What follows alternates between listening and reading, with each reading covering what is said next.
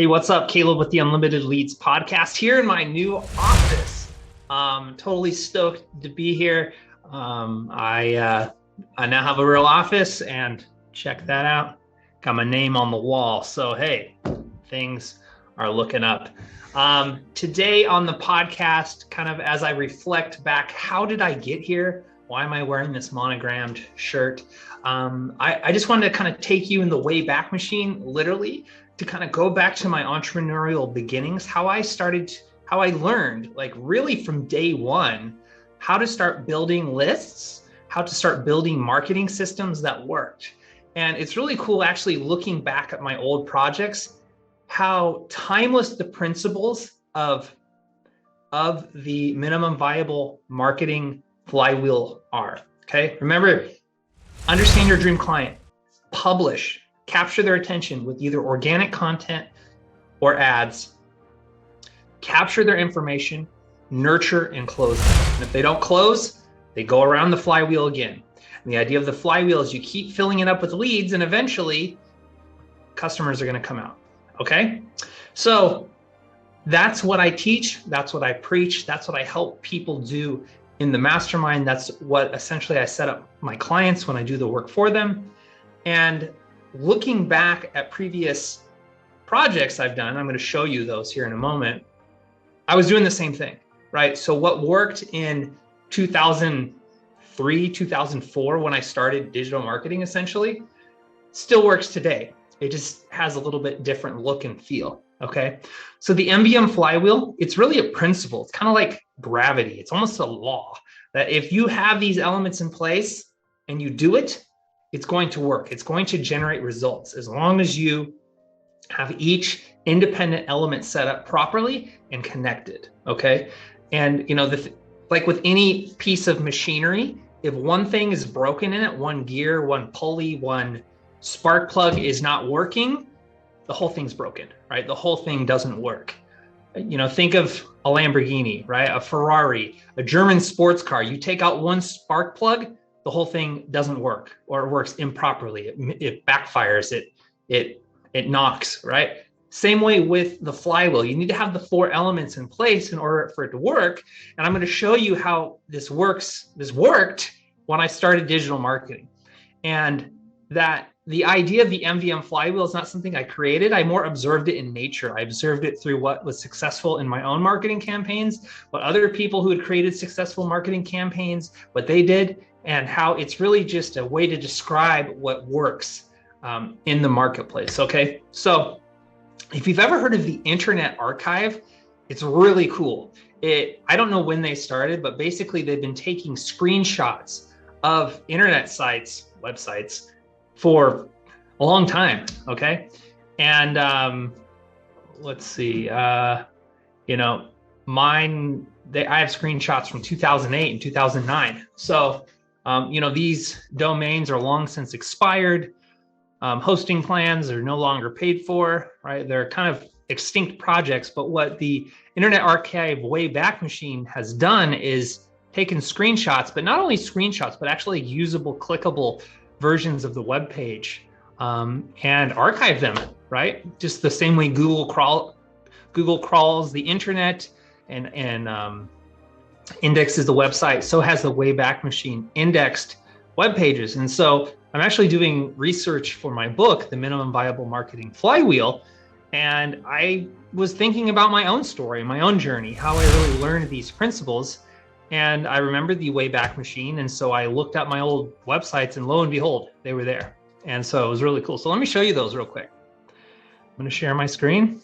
So my first was this beauty right here. Okay, this was dogthis.com, and it was hosted on Google Pages. So if you've heard my story before, essentially I bought a hot dog cart. I won't tell you why I got into it, but essentially I was inspired to get a hot dog cart. I bought a hot dog cart with a friend who started doing street vending, but then we weren't really having any luck. Street vending, it's a proximity-based business. If people are close, they can buy, right? And if it's there has to be a lot of factors in place, but the main determinant of a street vendor's success is the foot traffic, right? And so we struggled to find a really good foot traffic place. So I heard about this thing, Google Pages, how you can make a website for free. Now, for some reason, the Internet Archive didn't save my banner, which had my logo, and this had a picture of me with the cart, which is really disappointing. I wish I could show that to you, but you still get the idea. So couldn't find a good street vending spot. And so I made this little page, and man, it's ugly. Look at this thing.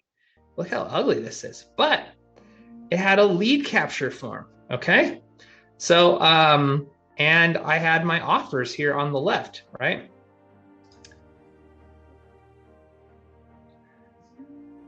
Okay. So just kind of very clearly explains exactly what they're going to get. And so this is hot dogs, right? So it's a very clear value proposition. Somebody wants to cater a party. They see, hey, you know, they saw the picture of me with the hot dog cart. It's kind of a fun, unique thing. And I'll come on site and cook for you. And it's really simple. It's cost effective. It's not too expensive. Hey, it makes sense, right? And so I had this, where'd it go? Just this simple contact form, right? And that's where I would get my leads. So what I did was, so back to the MVM flywheel, how does it work here? So I published an ad on Google Ads, okay? Hot dog cart catering. So a keyword would trigger my ad, something related to hot dog cart or hot dog catering or party catering, things like that. So that's what my dream client was looking for. The ad would trigger my, so the keyword would trigger my ad, and then they would click and they would go to this ugly landing page, right? So now instead of just having like a phone number, right, where they have to like call me, I just made it so they could instantly drop their info and I would receive a lead request and I can follow up. So publish, capture, nurture. Now I nurtured them one-on-one. I called them, answered their questions, closed the deal, sent over proposal. Pretty simple, right? But that's the MVM flywheel, how I took that hot dog cart from making like $50 a day on the street, relying on proximity business, to, and $100 if it was a great day at the skate park, which didn't happen very often, to a business that really helped fund my way through nursing school. And the biggest event I ever did was, how many was it? I fed 2,500 people in one sitting, right? And it was just simply because my dream client, they were looking on Google for solutions. So thinking through who's your dream client, where are they searching for solutions, publishing either content or an ad that is there that compels them to look at your landing page, look at your offers, and give them a reason to submit their information. It's very simple. It's very simple, but this is the MVM flywheel for my hot dog cart. So I graduated nursing school, became a nurse, and moved on from the hot dog cart. And then I started my first real nursing blog. Okay, so when I was about 2 years into nursing, I had no experience whatsoever with the medical field. And so I learned a lot quickly, right? It was like a steep learning curve. And I thought to myself, man, it would have been great if I had like a little more insight on this whole process. So I started thinking through like, what is a resource that I could create that would help new nurses like myself kind of acclimate onto the job, right? And kind of came up with this name, Rookie Nurse, and found this cool little graphic somewhere on the internet, made a logo. And I started listening to podcasts and reading blogs on how to start a blog, right? Building an audience. And I learned about this blog called Copy Blogger, which was really formulative in my journey. And Copy Blogger is all about content marketing, right? So basically creating content that attracts your ideal client and then building a list and then making them offers. And what Copy Blogger didn't really talk about, and I learned later in my journey, is how to make the offers. It was more of just about getting views and eyeballs onto your stuff using content marketing, right? So I thought through it in my own lens, right, which was nursing and new nursing. And so I made this little blog, and I got it up to about, I would post a couple times a month, right? Let's see if we can click around here. I got it up to about 1,000 people per month in terms of traffic, which is, like nothing, but I'd never done a blog before, right? And so I started to learn how to tell stories and entertain and engage. And I thought, wow, okay, I got eyeballs coming to the blog. What do I do with it, right? And where is my submit contact? I thought I had a mailing list plugin here somewhere where they could join my mailing list.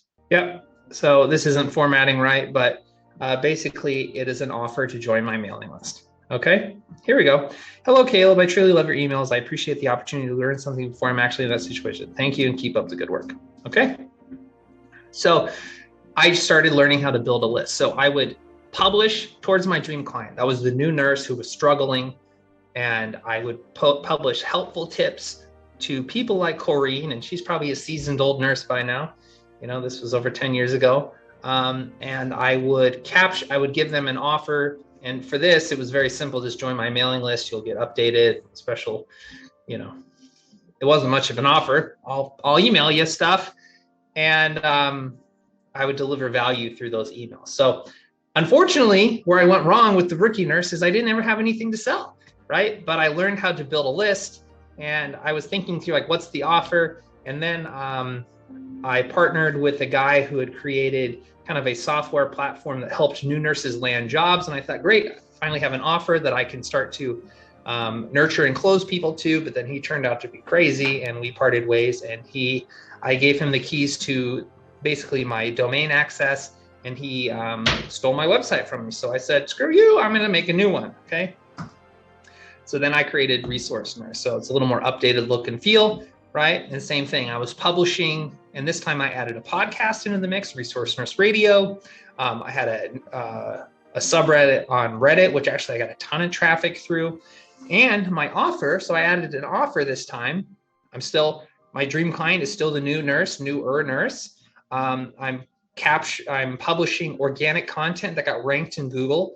And I made like little tutorial, helpful infographics that would get listed in Google's image search.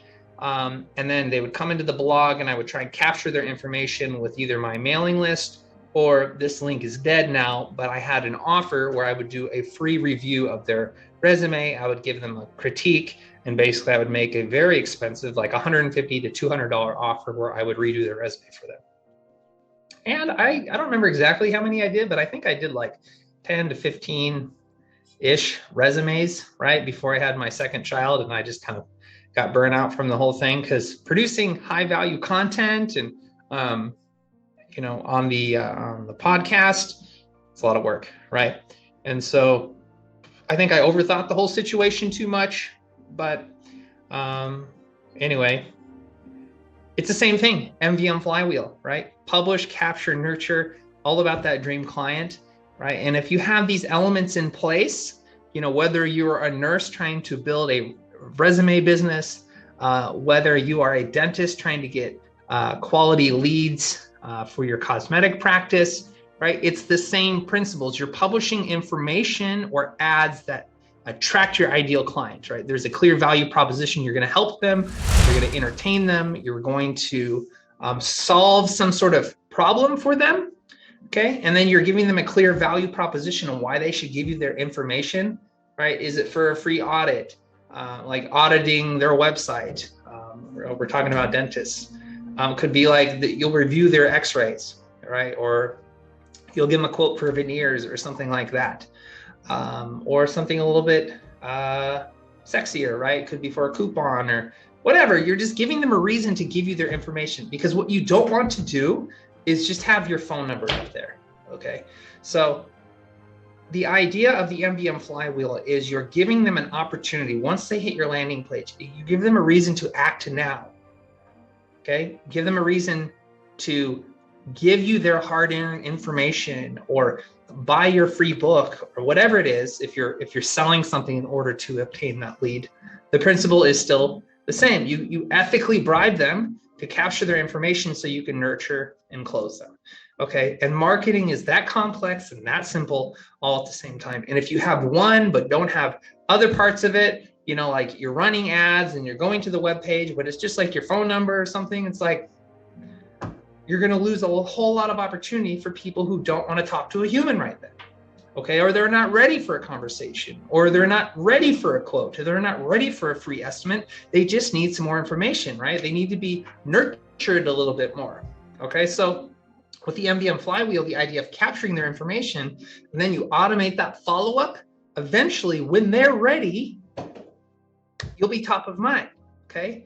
But if you don't have that nurture and follow-up sequence process in place, whether it's a manual phone call, manual emails, text message follow-up, email follow-up, unless you have that, you are relying on that client finding you at the exact right time when they're ready to buy.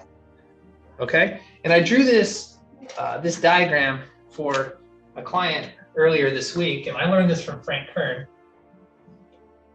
And this is your TAM, total available market. Okay. These are all the people who could potentially buy your product ever. Okay. Now, if you are just say offering a free estimate or a free quote or something that is more like a buy now type of offer, you're really only speaking to a small subset of people in the TAM who is ready to go. And I don't know what this acronym is. You know, this has another funny acronym, but we'll just call this the now market. Only a small amount of people in the TAM are now, okay? So, but the part of the TAM, this is the area of the market who will Google, or they'll click into an Instagram ad or something like that. They'll poke around, they're reading, they're in the discovery phase, okay? You know, these people are gonna buy or contact a provider in 1 to 3 months. Okay, they're not ready for someone to come to their house and give them an estimate. They're just trying to decide if they want that thing or not. Okay, and then these people could be 4 to 12 months. These people are certainly not going to want to get into a sales conversation right now because they're just not there yet, right? They're trying to decide, they're still trying to figure out what their problem is, right? But your offer could potentially be that solution, but they're trying to figure out exactly what their root problem is, okay? And so if you are not offering a reason to, or if your offer isn't giving some sort of value to these people, you know, information, a white paper, free video training, a case study or something like that, that helps educate them, you are simply only marketing to these people, okay? With the call me, the free estimate, the free quote, whatever your discovery call, right? People who are ready to buy now, they'll do a discovery call. But people who are like choosing between trying to figure out, you know, what the root problem is, or the people who are looking at provider A, B, and C and are trying to decide who's the best fit for them, you know, they're not ready for a discovery call because they know they're going to get sold, right? So in your publish, capture, nurture, you know, you're capturing people. You can capture this whole market if you're just offering something that is valuable to the total available market. Could be information, could be a book, could be a training, it could be a low ticket offer. I don't know. It just depends on your business, right? So anyway, hope that was helpful today. And so your call to action here is,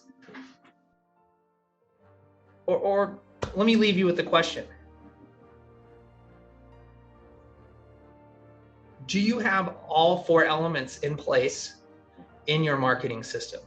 Have you identified your dream client?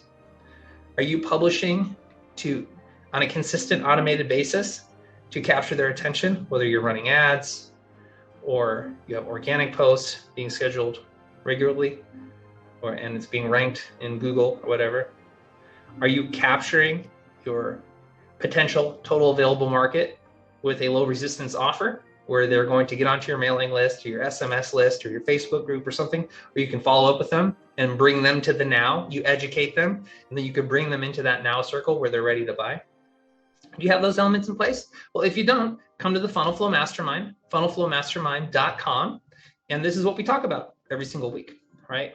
These are the things we talk about. And then if you join the mastermind for a measly $200 per month, you're going to get the software, the full funnel software package, and the whole MVM software system that I've built out and templated within our software platform called the Funnel Flow Premium Lead Machine. And you're going to get the mastermind and group coaching on a weekly basis that helps you put it into place. Okay. And of course, if you want us to help you set that up, right, we have some very reasonable packages where we will actually set up your marketing system in this simple MVM style so you can start getting leads and sales now. Okay. So thanks so much for listening to the Unlimited Leads podcast, and I will see you on the next episode.